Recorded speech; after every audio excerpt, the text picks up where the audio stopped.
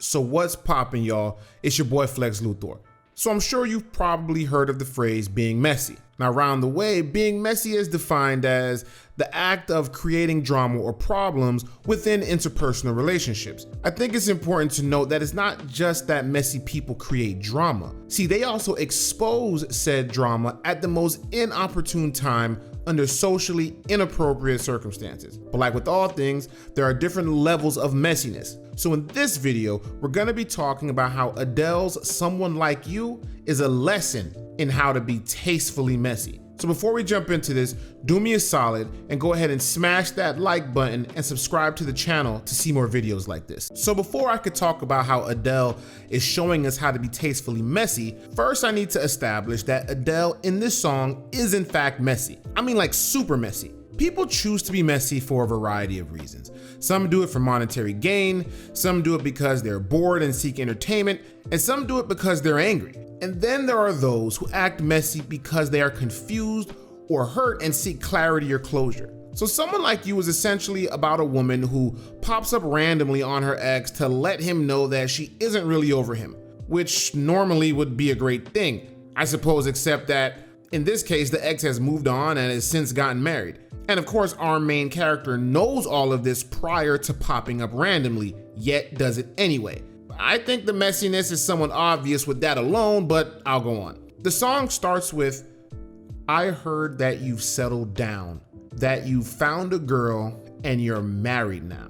On the surface, this seems like two people just catching up. Like, "Hey, how's it going? Me? I'm doing great.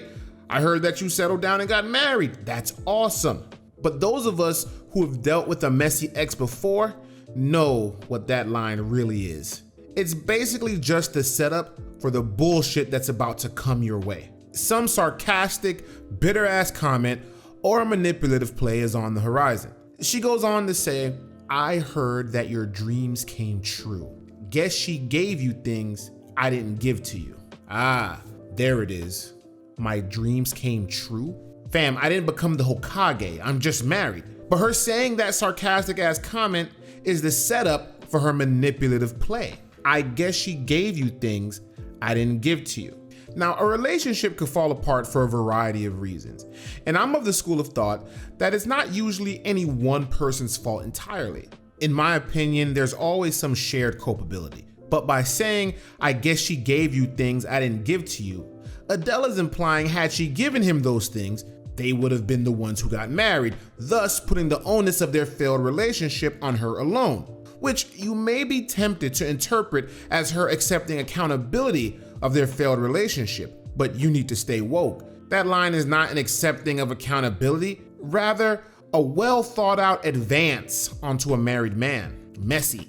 She's trying to seduce him with that line. Feigning accountability is a great seduction tool to use on a person you've had a rocky past with, as it opens them up to momentarily forget about those things that used to cause so much turmoil. However, it seems as though this guy doesn't fall for it. The next line is, "Old friend, why are you so shy? Ain't like you to hold back or hide from the light." What I hear is, "I just made my move and you didn't bite. What's up?" It's here that Adele picks up on the apprehension surrounding this meeting and comes clean about her intentions. "I hate to turn up out of the blue uninvited, but I couldn't stay away. I couldn't fight it." Now, for the sake of being able to call this tasteful messiness, I'm assuming she's not talking about showing up to his house or job uninvited, because that would dead all talk of anything being tasteful about this messiness. This would immediately become a ratchet form of messiness. I'm assuming she showed up back in the town he lives in uninvited, sent him a text saying, "Meet me at Starbucks ASAP," and they have this meeting. But why? Why meet at all? Couldn't she have just slid in his DMs with a "Hey big head" pickup line? No. Adele explains, "I had hoped you'd see my face and that you'd be reminded that for me, it isn't over." I just want to take this opportunity to point out how creepy and not cool this would be if this was a man pulling up on a woman who is married and telling her that for him it isn't over. Sounds like the boy Joe from that show on Netflix, You, don't it? But again, pulling up randomly on your ex you know has since gotten married to tell them that for you it isn't over is in fact hella messy. Now with that out of the way, all that's left is grading this level of messiness. Like I said earlier, there are levels to being messy, or rather, a messiness spectrum. On one side of the spectrum, you have this. That you will love her, love him, comfort him, honor, and obey him. Really, Anthony? You gonna act like you don't know me? What, you didn't take your psych meds today? And After you got it on my eye? him, and I got your baby up to here? him, all the duty. Anthony, I know you hear me. You better get out of my mama's way. Wow. And on the other side of that spectrum, you have what Adele is doing on this song. There are three things that make what Adele is doing tastefully messy. First and foremost, this song feels as though this is a private conversation. Adele isn't pulling up at the wedding and telling him that for her it isn't over. She's also not reaching out to the dude's wife starting. She's keeping this between her and him. Secondly, she has the self-awareness to know when to pull back. She realizes she popped up out of the blue uninvited, but when she sees that her advances are not welcomed, she doesn't push forward. She respects his decision, and that's when she proclaims, "Never mind, I'll find someone like you." In one line, she's acknowledging that he is the man for her, yet also acknowledging and accepting that she cannot have him. She then says, "I wish nothing but the best for you." When this song first came out, I kind of thought this was her being a bit cheeky, but I've come to realize that it's not. I feel like she genuinely wants the best for him.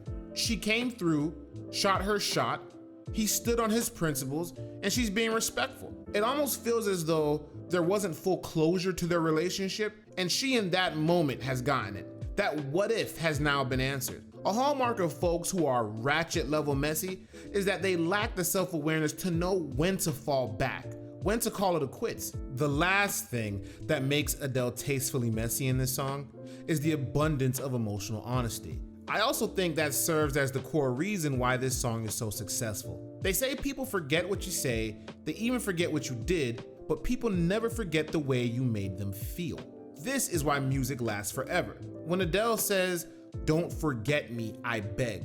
I'll remember," you said, it feels like an emotional punch in the gut. Here she's accepting the fact that she can't have a place in his heart anymore, so she's willing to settle for a small place in his memory. It's that vulnerability that draws us into the song so much. She continues her honesty on the bridge by saying, "Who would have known how bittersweet this would taste?" It's bitter in that she's accepting that it's over, and sweet in that she still loves him and is happy to see that he's doing well.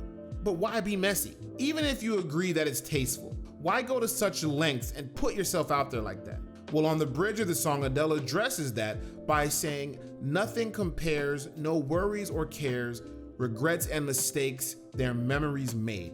This is the MO behind the messiness. She's basically saying, you gotta shoot your shot in life, because even if you miss or mess up, you can learn and grow from it.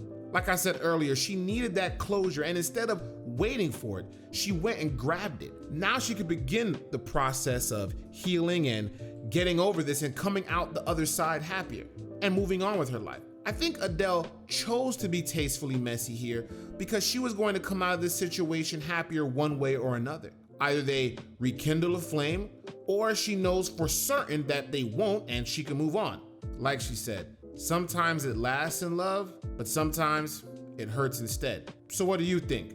Do you think this song is being tastefully messy? Have you ever been in a situation where someone was messy? Was it tasteful or was it ratchet? Anyway, let me know in the comments. Till next time, peace.